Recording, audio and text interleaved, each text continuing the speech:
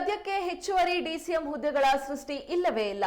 ಬದಲಿಗೆ ಸಿದ್ದರಾಮಯ್ಯ ಸಂಪುಟದ ಸದಸ್ಯರು ಮಂತ್ರಿಗಿರಿ ತೊರೆದು ಲೋಕಸಮರಕ್ಕೆ ಎದುರಿಸಲು ರೆಡಿಯಾಗಿ ಅನ್ನೋ ಖಡಕ್ ಸಂದೇಶವನ್ನ ಕಾಂಗ್ರೆಸ್ ಹೈಕಮಾಂಡ್ ನೀಡಿದೆ. ಲೋಕಸಭಾ ಚುನಾವಣೆಯಲ್ಲಿ ರಾಜ್ಯದಿಂದ ಹೆಚ್ಚಿನ ಸೀಟು ಗೆಲ್ಲಲು ನಾನಾ ಸಮುದಾಯಗಳ ಓಲೈಕೆಗಾಗಿ 3 ಹೆಚ್ಚುವರಿ ಡಿಸಿಎಂ ಹುದ್ದೆ ಸೃಷ್ಟಿ ಅಗತ್ಯ ಎಂಬ ದಾಳ ಉರುಳಿಸಿದ್ದ ಕೆಲವು ಹಿರಿಯ ಸಚಿವರ ತಂತ್ರಗಾರಿಕೆಗೆ ಎಐಸಿಸಿ ಹೈಕಮಾಂಡ್ ಮಟ್ಟದಲ್ಲಿ ಹಿನ್ನಡೆಯಾಗಿದೆ. ಅಂತಹ ಯಾವುದೇ ಪ್ರಸ್ತಾಪ ಪಕ್ಷದ ಮುಂದಿಲ್ಲ ಎಂದು ವರಿಷ್ಠರು ಸ್ಪಷ್ಟಪಡಿಸಿದ್ದಾರೆ.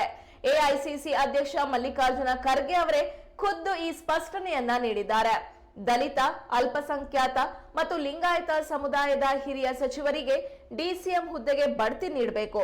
ಇಂತಹ ತೀರ್ಮಾನ ಪಕ್ಷಕ್ಕೆ ಅನುಕೂಲಕರವಾಗಲಿದೆ ಎಂದು ರಾಜ್ಯ ಉಸ್ತುವಾರಿ ರಣದೀಪ್ ಸಿಂಗ್ ಸುರ್ಜೇವಾಲಾ ಅವರ ಮುಂದೆ ಬೇಡಿಕೆ ಸಲ್ಲಿಸಿದ್ದ ಸಚಿವರಿಗೆ ಈ ಬೆಳವಣಿಗೆಯಿಂದ ತೀವ್ರ ನಿರಾಶೆಯಾಗಿದೆ. ಹಿರಿಯ ಸಚಿವರಾದ Satish Jarkiholi, doctor G Parameshwar, K N Rajanna, doctor H C. Mahadevappa, Dinesh Gundu Rao ಸೇರಿದಂತೆ ಹಲವು ಸಚಿವರು ಹೊಸ ಡಿಸಿಎಂ ಹುದ್ದೆ ಸೃಷ್ಟಿ ಪ್ರಸ್ತಾವನೆಯನ್ನ ಬೆಂಬಲಿಸಿದ್ರು. ಇನ್ನು ನಿಗಮ ಮಂಡಳಿಯ ನೇಮಕಾತಿ ವಿಚಾರವೂ ಮುಂದಕ್ಕೆ ಹೋಗಿದೆ.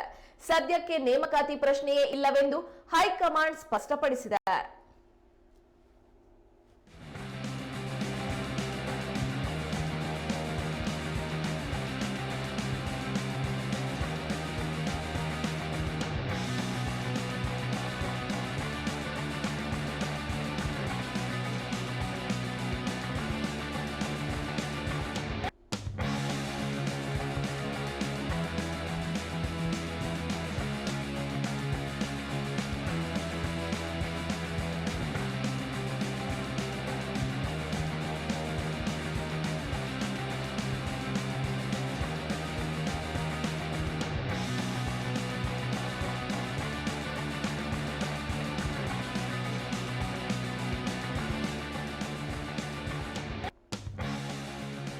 ರಾಜ್ಯದ ನಾನಾ ಕ್ಷೇತ್ರಗಳಲ್ಲಿನ ಸಮರ್ಥ ಅಭ್ಯರ್ಥಿಗಳ ಕೊರತೆ ತಪ್ಪಿಸಲು ಹಾಗೂ ಹೆಚ್ಚಿನ ಸೀಟು ಗೆಲ್ಲಲು ಕನಿಷ್ಠ 10 ಹಿರಿಯ ಸಚಿವರನ್ನ ಕಣಕ್ಕಿಳಿಸಬೇಕು ಎಂಬ ಗಂಭೀರ ಚಿಂತನೆ ಎಐಸಿಸಿ ಹೈಕಮಾಂಡ್ ವರಿಷ್ಠರದ್ದಾಗಿದೆ.